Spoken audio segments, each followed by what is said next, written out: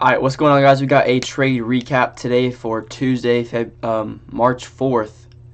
Tuesday, March 4th. I took one loss and I took one win on the day. We're going to go over my bias, what I was looking for coming into the market today, and why I took two trades here.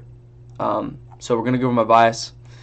The winning trade was on ES, losing trade was on NQ. So the bias is pretty simple. We've been selling off all week, all last week. Everything is so bearish. Yesterday we had more news come out regarding tariffs, that more tariffs were going to be implemented actually into effect today, and so that caused even more sell-off during the PM session yesterday. After my market recap from yesterday.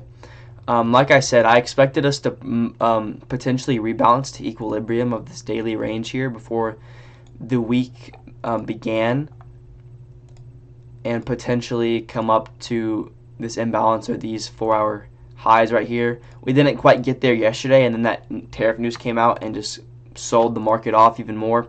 And so we have to realize that the bias is just completely bearish. And so the next high time frame draw for me was these prominent weekly sell side liquidity lows. These were the next high time frame lows in regards to the draw and liquidity for me on both ES and NQ. And then if we go to the daily chart, you can see there's pretty much equal lows right here on the daily, and this pretty much encompasses all of these low resistance daily lows here. And now we have this imbalance we can see potentially price go to. But long story short, the bias is bearish. The draw and liquidity is lower. Just understanding the overall market sentiment is completely bearish. And I was expecting the market to open and for price to sell off. We didn't have any news today, but like I said, with the tariff news yesterday announced by the president, like, that's essentially the high impact news for the day. So we had this 4-hour form overnight that I wanted to see, internal models potentially have some nice internal structure overnight. But if we go scaling even further, we can see that before market even opened, we had taken this internal low right here. So this model in itself was already complete before the market even opened on both of these indexes. But with that being said, I still have these weekly lows that are lower, the lower draw and liquidity. If we continue to displace lower and show bearish price action, I'm still more than open to taking shorts because of that overall market sentiment. We then open up this 1-hour SIBI on both ES and NQ within this range here. So I tell myself that if this gets tapped into and respected to the downside, I'm more than willing to take shorts. Now if we go to the market opens, we have this 1-hour sell side here. I'm looking for this model to play out and this model to play out right here.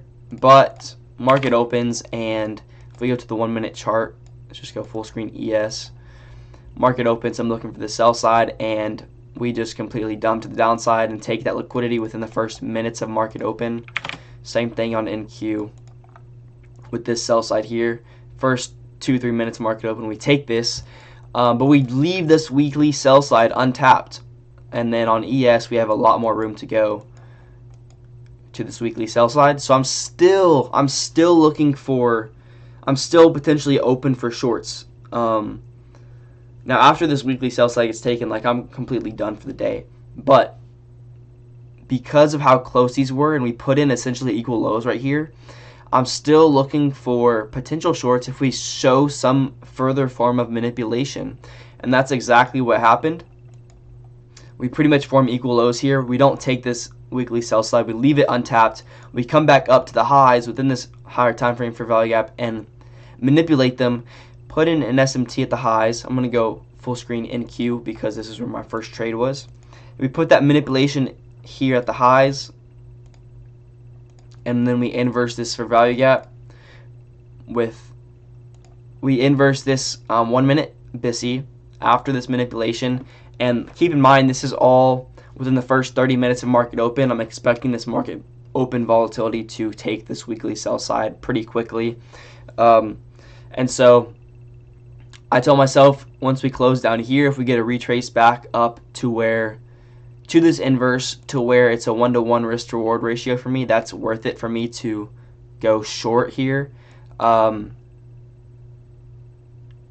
that's worth it for me to get tapped into short and to see this weekly sell side get tapped, get taken, and we inverse this, we come back up, and we just stop myself out. Now the logical stop here would obviously be above this manipulation high, this SMT high. This is the protected high, but because of the RR, I was trying to get into the trade.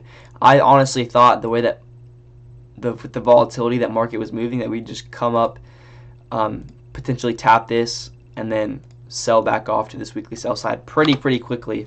Now ES was more bearish in regards to this SMT. You can see that ES wasn't able to come up and take this high, but I took it on NQ because of how short and compact this whole range was.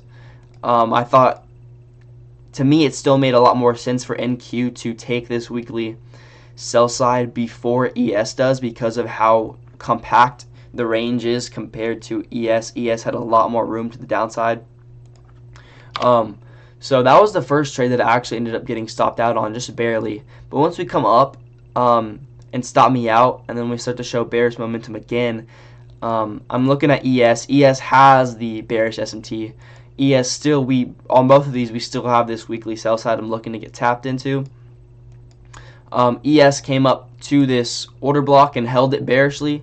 I was originally looking at this 1 minute. It actually got inverse, but we held this order block. Then we displaced lower, and this displacement lower right here gave me the confidence that price was still most likely going to come to this weekly sell side liquidity. So at this point, I then put limit order here. Boom, something like this at this 1 minute for value gap. Let me just move this.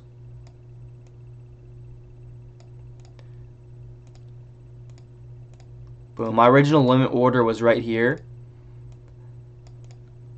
And then I was looking for this 1 minute to get tapped into. But we actually ended up opening another 1 minute for value gap right here. Boom. And I see that this gets tapped into, respected, and we displace to the downside and get two strong bearish candles out of it. So at this point, in my opinion, this is going to be a breakaway gap. We've already rebalanced to this order block here. We're already showing extremely bearish momentum. In my opinion, this weekly sell side is going to get taken. And so we then have this 1 minute order block here that I am looking for price to potentially tap into real quick and then sell off. So I get tapped in on this weekly, I don't know what I'm saying. I get tapped in on this 1 minute order block right here. Once again, like I said, expecting this to be the breakaway gap and this fair value gap not to get tapped into, but I still leave my stops right above it, I believe. Yeah, I still leave my original stop loss right above it, just in case. But we tap into this 1 minute order block. I enter with 2 contracts. We then get a bearish candle close after tapping it. So I move stops to right here, because after getting a bearish candle close off of this order block, I'm like, okay, I'm fully expecting this to be a breakaway gap. And so I then put a limit order to add another contract if we get to retrace to about a 1-to-1, 1.2 RR, because I was entered with lower size because I wanted to see this get respected first. Then once we retraced after putting in this original down close candle, I entered with another contract short somewhere around here. So now my average fill is about right here. My stops are above here, above this wick high, or above this wick. And then, like I said, expecting that market open volatility, We're now within the 950 to 1010 macro, just expecting this to sell off pretty fast to the sell side liquidity, and that's exactly what happened. So was able to profit about 1R on the day after the first loss on NQ, and this is just honestly like a byproduct of, yes, it was a little bit of chasing price, I will admit that, but it's a byproduct of just the whole market environment as a whole, understanding the ways in which the market has moved the past couple weeks with this tariff sentiment, with these tariff news. The market is just completely sold off, man. And this is all due to tariff news. So everything is just super bearish, and I wanted to get in on the move and take advantage of it. It's unfortunate that this original trade got stopped out. NQ just chopped more than ES did. ES did have the more bearish SMT. So it was the index to preferably be trading. Like I said, I took the original first trade on NQ because of how close the sell side was. And it's like once the sell side gets taken on NQ, then once we have that SMT, I need to either exit the trade or move my stops to break even. And it's like if we're barely in the trade and then NQ already takes the sell side liquidity, it's like, okay, well, I'm kind of screwed. Like, I need to move my stops to break even, and then that's an easy stop out. So that's why I entered the first trade on NQ. But ES was more bearish because it did not come up and take these highs. And like I said, my bias played out. We did come down and take this weekly sell side liquidity, and the market is just dumping. The S&P is down almost 2% on the day after being down 2% on the day yesterday as well. From all-time highs, we're now down, let's see, 7%. So that's a pretty good sell-off for the S&P. Obviously, it's a lot better for our trading to be underneath all-time highs, so that's good. It just sucks a little bit because freaking my investments and crypto is just continuing to dump. This tariff news is not helping it at all, but it's good for the intraday futures trading because we are still below all-time highs. We have structure to play with. So with that being said, after taking this weekly sell side, just going to have to see how the market opens up tomorrow. Could potentially get a bounce here, but it's still so early into market open. We're only an hour into market open. So really going to have to let this structure play out. There's potential for, let's see.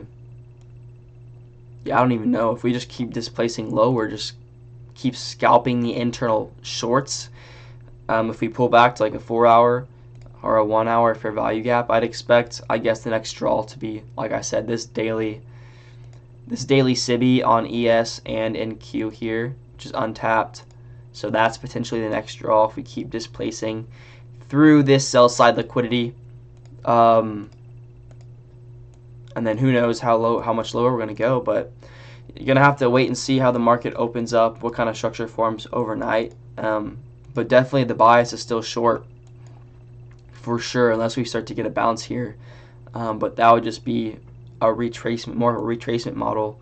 So definitely still want to be looking for shorts on the week, to be honest, because of how strong these sell-offs are.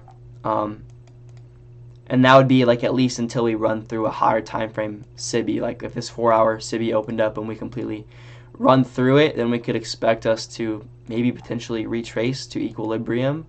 But that's all speculation at this point. We'll have to wait and see what actually ends up playing out. But that's the trade recap, market recap for today. And yeah, man.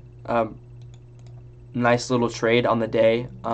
Nice little short. Was able to be a part of the move, fortunately. And so, yeah, man. I appreciate you watching. That'll do it for this one. We'll see what the market has in mind the rest of the week and the rest of the day, and see what kind of structure plays out and if we're able to take a trade or not. Still uploading a market recap tomorrow. But yeah, man, I appreciate you watching. I will see y'all in the next one. Peace.